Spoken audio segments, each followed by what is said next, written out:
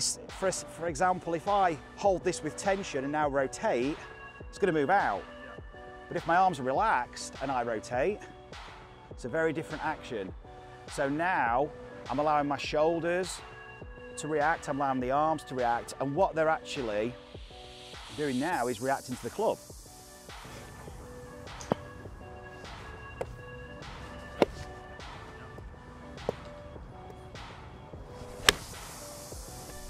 Thanks for watching. If you're watching this video, that means that you're probably into the golf swing and you want to get better at it. And you've heard this term shallowing. And it seems to be something, Marcus, that people say is like, oh, if I could only shallow the club, or I'm so steep coming down. So this is Marcus Bell, an instructor from England who's out here doing some Be Better Golf schools and some videos with me. He does GRFGolf on YouTube. So define some things for us without any opinions from you personally yet. Just let us know, like, okay, what is shallowing? It's not a term I particularly use, but in golfing terminology, golfing jargon, it's like they talk about laying the shaft down, they talk about shallowing the plane.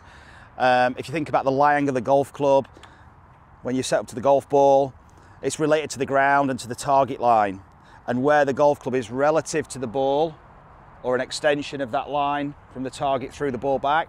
So whether it's over the plane, under the plane, it's all relative to the lie angle of the golf club. So when the golf club's returning and it's been delivered to the golf ball, it's kind of similar to the angle it started on. So it's kind of, it's termed an on-plane golf swing. And there's lots of stuff out there, the functional swing plane, and there's been a lot of research done in terms of planar motion of the club.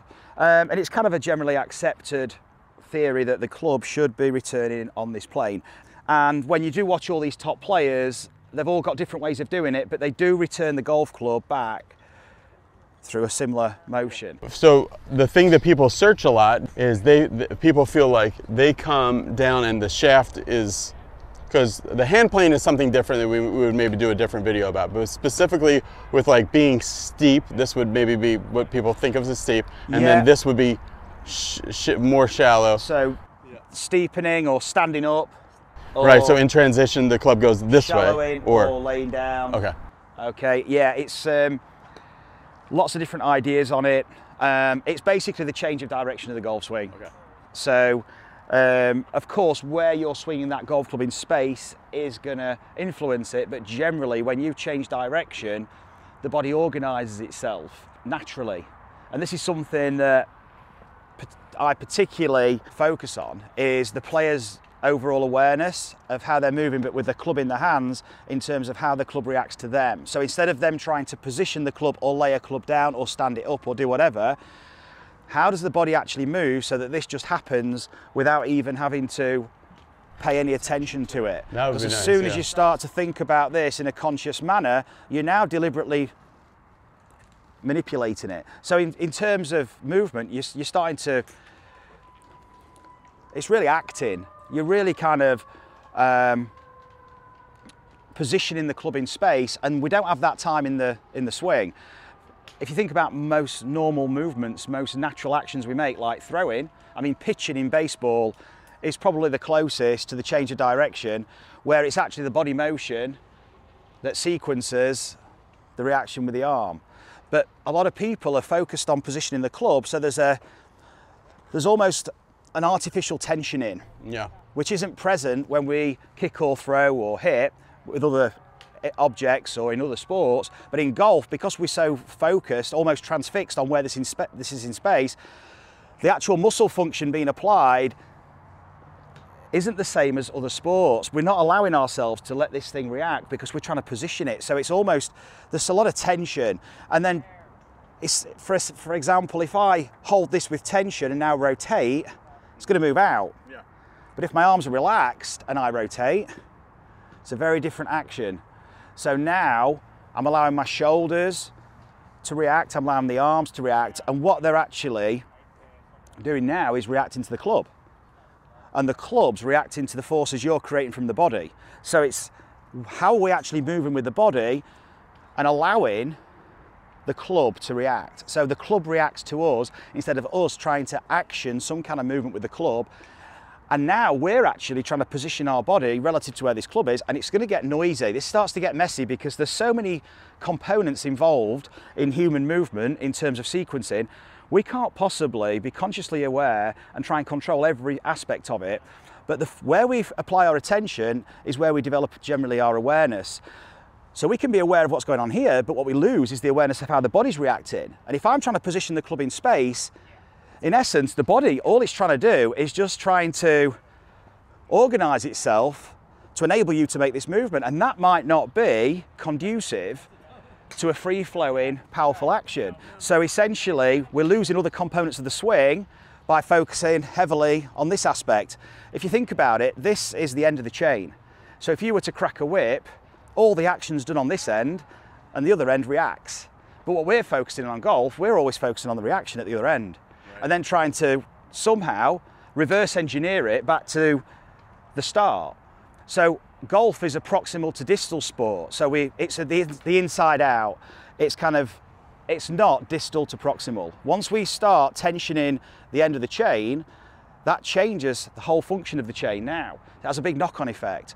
And then people try to, they try to explore using the ground or doing these exploring lots of different things, but essentially, because they've been so focused on positioning, it's inhibiting really their exploration of any other capability in the system, because the system's so inhibited, it's actually just reacting to enable you to position this club.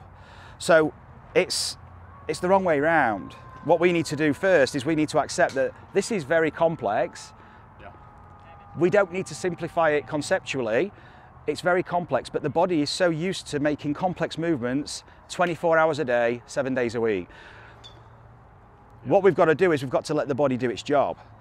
So all we've got to do is create a mechanical advantage in terms of the physical landscape we're operating with. So essentially not getting in our own way, not creating some kind of physical disadvantage where we're compromising now the efficiency of the swing. If you throw a ball, at no point do you make a movement that is going to be countering or inhibiting the flow. So if you were to throw a ball at that 50-yard sign there, George.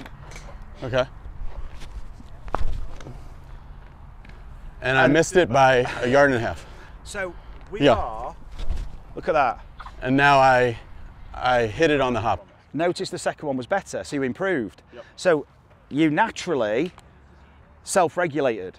Now throwing is, it's not the same as a golf swing. It's plain to see, but it is ground up. It's ground up. Proximal to distal, right? Exactly. Yeah. And the object's in your hand. And what you did there was you allowed your body to tap into all the stretch reflex actions across the joints. You allowed it to synchronize, sequence, and you did it with accuracy. And totally something that doesn't happen in the golf swing, totally naturally. Yeah. You know. Yeah. I have the map for that. There was no over the top, trying to control it. Yeah. You actually lagged. Everything was sequenced. Bent. Yeah, everything was there. Side bends. Yeah. Everything. So we do possess the ability to allow ourselves to organise these sequences in the moment, very quick and efficiently. Maybe not to elite level, it's all relative to the individual, but we're all able to sequence or learn a sequence. Yeah. So, for example, golf, in terms of, if we were trying to play a draw with an iron, so you threw it in the air then, okay, so we'll talk about that later, because that's more probably applicable to, say, a driver. So a driver might be more like this, an iron more like this. Okay, so very different dynamics in terms of the trajectory you intend with this. Throw one like a driver, and then throw so a driver might be more kind of side on that way, and essentially arcing up. Okay. So we can even go, so we could go higher. So it's sidearm, it's a side-on action golf. The ball's there, we're here, we're tilted. So we can recreate these kind of conditions, but allow ourselves to tap into a bit more natural functionality. So starting to really launch it high. And notice, to get it up, where did my body have to go? It had to side bend. Yeah, sure did. Yeah. To go up. At no point did my body want to do this. So the whole body's involved in the trajectory of the golf ball. The whole body, the form of your movement, it creates a shape that we should recognise in terms of trajectory, because this is the last part of the chain. So we're actually creating the shape of the golf shot through the release pattern, which is a result of the body movements we're making. So we should be able to recognise our body movements in terms of golf shot. So you could look at a golfer on television in a tournament or watching your mates, you can probably tell if they've hit a low shot, kind of a medium trajectory, or a high shot. Okay, so your body starts to make a move that's representative of the shot you intend to hit. The issue with most golfers is they're not recognising the movement of the body relative to the shot they're trying to play or the club they're using. So an iron may be more down, so it's more this way. At no point is my hand going over the top. Is it kind of standing up if there was a shaft in my hand? It's doing the opposite. So we're getting this external rotation, this scap retraction. We're getting all this kind of these loading patterns naturally, purely based around natural movements with an external intention. Now, do something for me, Marcus. Can yeah. you hit a golf shot just like a little left of that black flag? Yeah. It's with my club, so weird challenge here, but because I want to ask you how you do something. So just a normal shot. Normal shot, just at that black flag. Oh yeah, really good. Okay, Marcus. So get into your setup. This is the question I ask everybody. So get into your setup. This is a question that, with the shallowing, that really helps me. So go to the top of your swing. So yeah, stay there. So if the plane is here, Marcus, right? Yeah. That you want to strike the ball on, like you just hit a really good shot, like to that 150-yard marker. And if you want to get there, you are gonna, I think, gonna have to do something. You can't just rotate, which is advocated sometimes. So the solution for this across the golf world, different coaches have different solutions for this about absolutely. how to get back down here. And there's no right or no wrong. Right, but what do you think? Because you keep saying like natural, and as an adult learner of golf, like I was 22 when I started, nothing really feels natural. Like I feel like people who are like this little girl, like that might be natural to her when she's 40, but it's not natural to me. So how? But throwing that ball, you know, very natural. So how can we have a more natural shallowing that's not forced? I think the two great things you said there was that the focus has to be external to internal, but the movement has to be internal to in to out. Yeah. So how can we be a little more of this natural shallowing that you just did great when you hit the shot? So we know, or we can see, if I demonstrate, if the handle goes this way, shaft goes that way. Okay, I don't need to put any force on this shaft to do it. As soon as I move this way, so the center of mass of the golf club is about here. Yeah. And so do that again, then we'll just trace it. Yeah, you're not putting any extra torque. It's center of mass is going that way, handle's going this way. Yeah. True. So people are afraid of moving this way. Exactly, yeah. But if you're throwing a ball, okay, it's all dependent on where you are in time and space relative to the rest of the body. Okay. So yes, of course, if this goes out first, then yeah, okay, the shaft might shallow, but now my hands are in a place that's, yeah, going to create this kind of action with the club. Yeah. But if you rotate, okay, because if we take the lead arm, for example, connected to the shoulder, if we think of this as our main lever, this is a centripetal point that's really going to accelerate the club. As I rotate, where does the lead shoulder go? It goes back and round. So what's that going to do? That's going to pull the arm out, round, and it's definitely going to move this way, but then as it's moving this way, it's moving down, out, and round, and it's going to be following the body. So the shallowing is built into the rotation. Absolutely. If just you like do the rotation, and as long as you don't add something extra, because I'm not, you know, if I just hold this like that, you say that's the club shallowing when I do that. Yeah, I mean, even with lead arm. So if you were to throw a ball out the back of your hand, at no point is this arm going to do this. Yeah, and I'm going to talk about the road to squaring up the face, because basically people are using this as a mechanism to square the face. Okay. So the difference between throwing and hitting is you've got to square a face.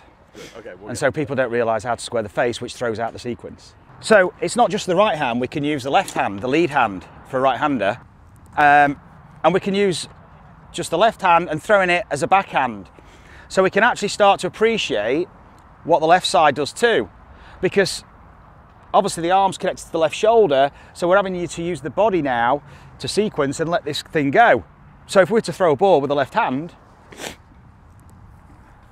at no point did my hand do this. Into the ground or just straight out? Just in the air, it's good. Cool. And then Brendan at the ground. So now, down into the floor, but with power. Good.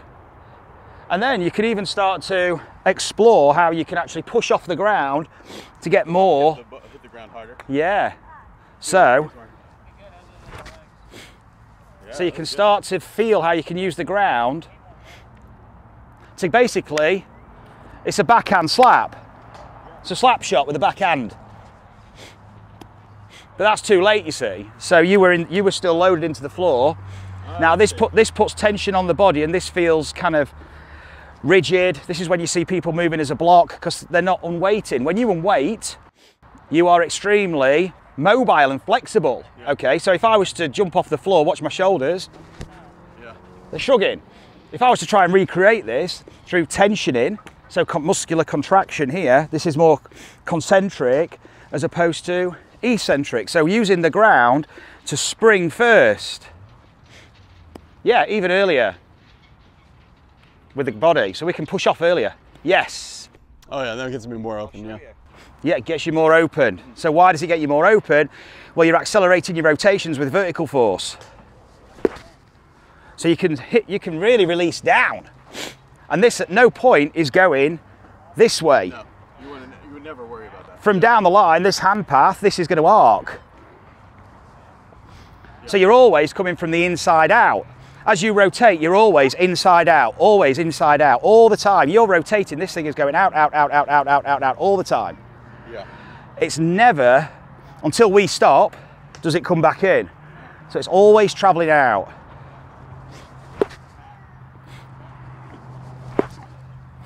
Great. So, but there's a missing component to that you were telling me about. There's a huge missing component. Yeah, we see a lot of the good things there, but I think if that was a golf swing, it would be non-functional. That's the missing component. Okay.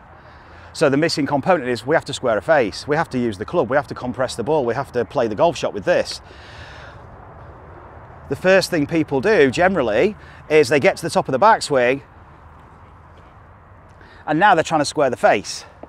And it's the mechanism that they're squaring the face with that throws the sequence into chaos. So already at the top, they're worried about the face, so they do. Well, the body's having to square the face for us, but essentially, what we've attuned ourselves to, often completely unintentionally, unnoticeably, is a mechanism to square the face, and it's the mechanism that's squaring the face that prevents us normally from improving our sequence, because even if we improve our body movement, we only know what we know. The body only knows what it knows. So it's operating with a map, with feelings that it's used to, with habits. If you've got a habit of releasing a club to square the face in a certain way, how do you know, once you change the rest of the system, how this should react? Right. So in essence, the body's just trying to square the face up, and now this provides, well, it compromises the whole sequence.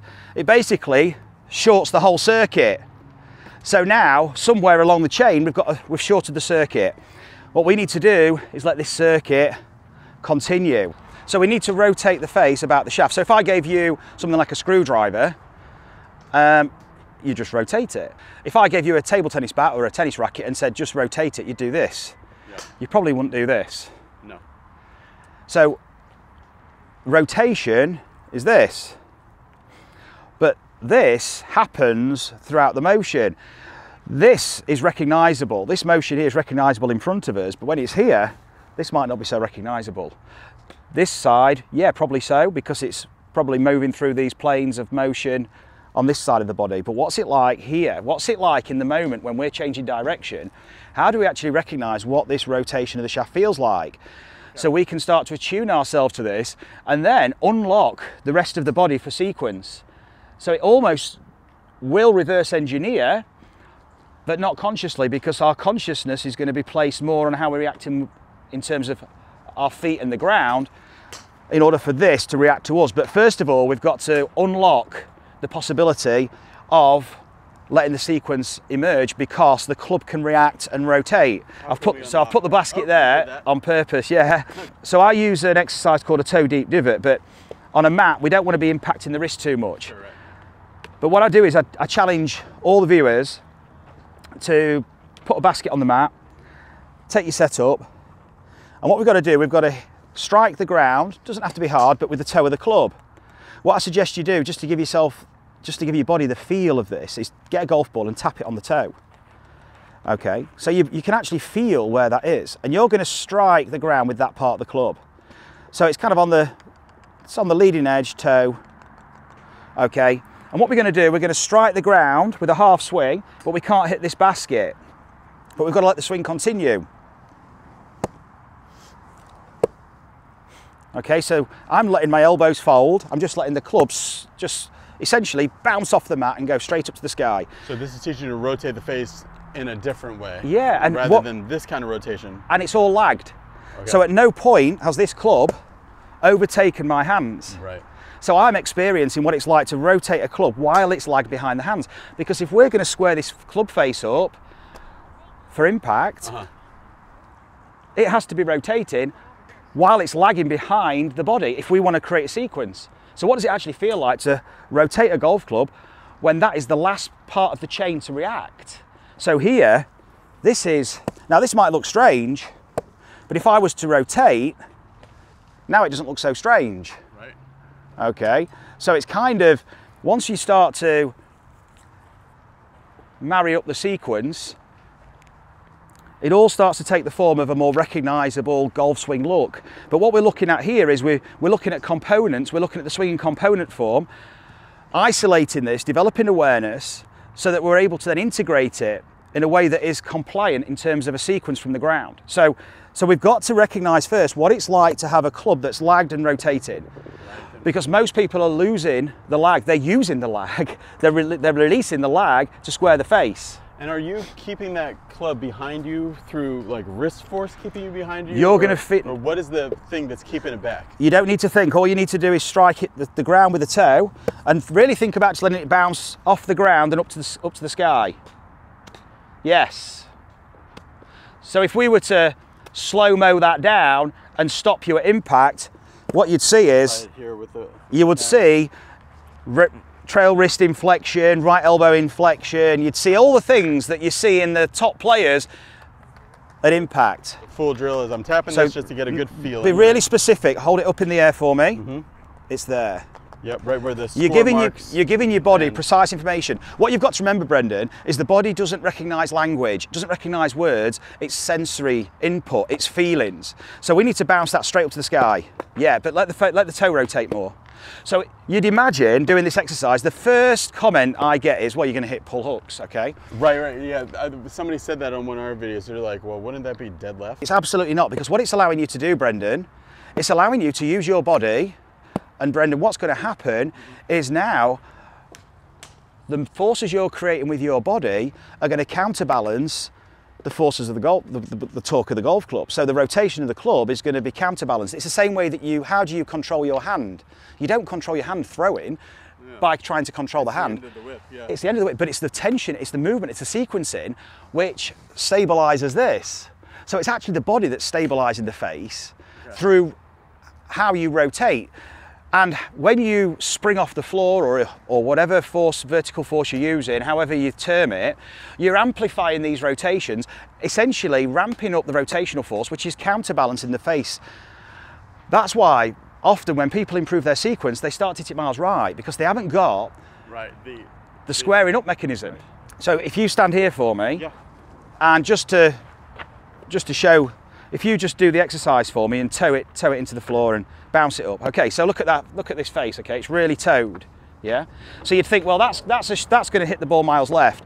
But if you just extend and rotate to the target for me, look at this. Now. Yeah. Square. While it's still lagged behind the hands. Yeah. Yes, if this takes over your hands, you're absolutely going to start hitting probably pull hooks. Yeah. And that's feedback then that, hang on, I'm not using my body correctly now. So you should actually, you probably get pull hooks, very low pull hooks at first, because that's just highlighting the inefficiency of your body movement and sequencing. Until you wake up the drop and pop. And exactly, then you can start to wake up the body. Okay. So it needs the end of the chain to be actively responsive in terms of squaring the face up. And when you're doing this, you can really get this turned down. But it's going to be behind. And then I really challenge you now. I'm going to move that back. Okay. So now try it. Good. But really, that's it.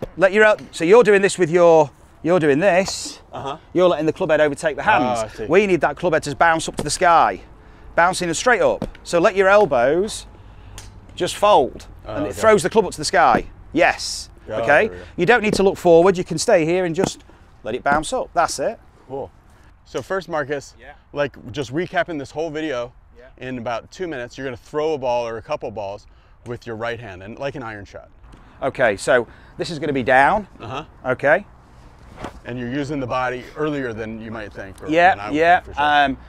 Well, it's just the whole orientation of your movement is representative of the intention. It's here designed. The body's organising itself so I can throw the ball down. So do that again. Good. Now do the left hand. Cool. Do the left hand again.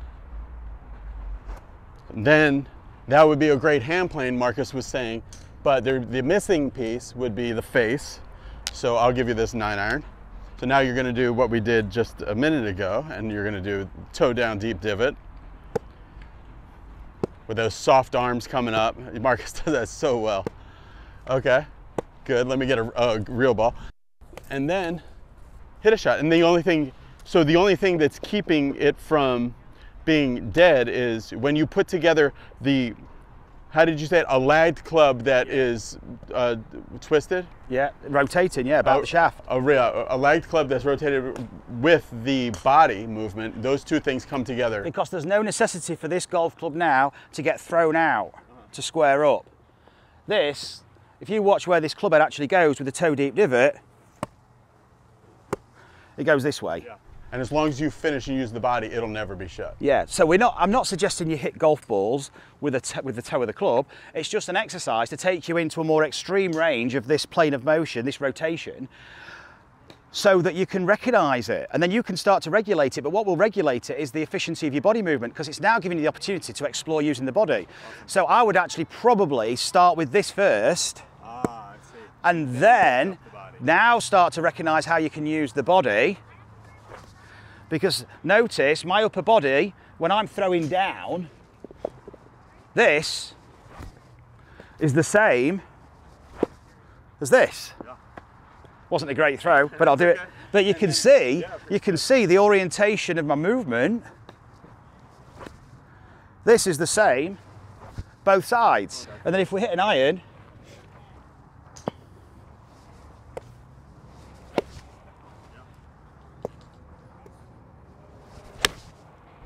really good. That'd be a hole-in-one. We're just gonna wait and see if it hits the stick. Okay, 1 yard left. Okay, awesome. Thanks for watching, everybody. Go to GRF Golf and you're going to see a whole bunch of videos that Marcus has on there of the lessons he does, and then also specific lessons he does for YouTube. Really, really good and very different from what you may have seen before. We're going to be doing more collaborations in the future, but to see them, you have to make sure to hit the subscribe button here on this channel, very important. And also, we might be doing some in-person things coming up. So send me an email, contactbebettergolf@gmail.com, or contact Marcus, and we'll keep you updated. Bye. Thanks, guys.